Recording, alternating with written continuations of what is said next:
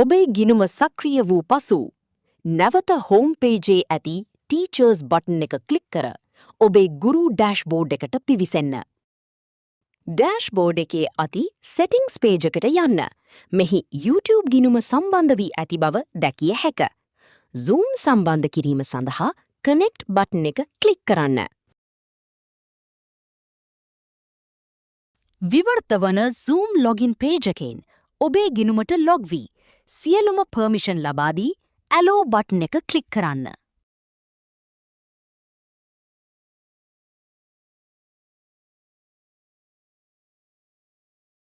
ඊළඟට course page එකට ගොස් අලුත් කෝස් එකක් සාදන්න. මෙහිදී අපි උදාහරණයක් ලෙස Grade 6 Mathematics ලෙස කෝස් එක සාදා ගනිමු.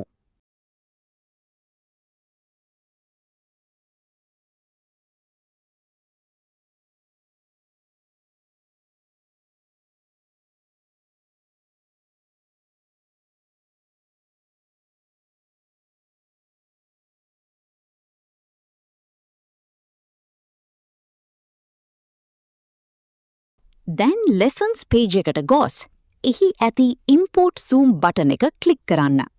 මෙහිදී ඔබට අවශ්‍ය zoom recording එක තෝරා එය ඇතුළත් කළ යුතු course එක සිලෙක්ට් කර sync to YouTube බටන් එක ක්ලික් කරන්න.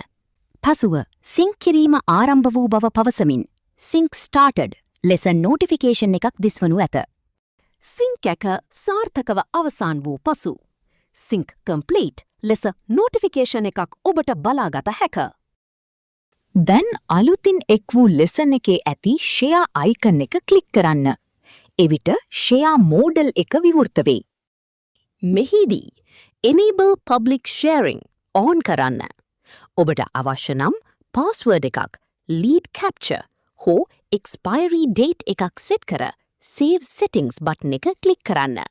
settings save වූ පසු නැවත share icon එක ක්ලික් කර generate වී ඇති link එක copy කර ගැනීම සඳහා copy icon එක ක්ලික් කරන්න.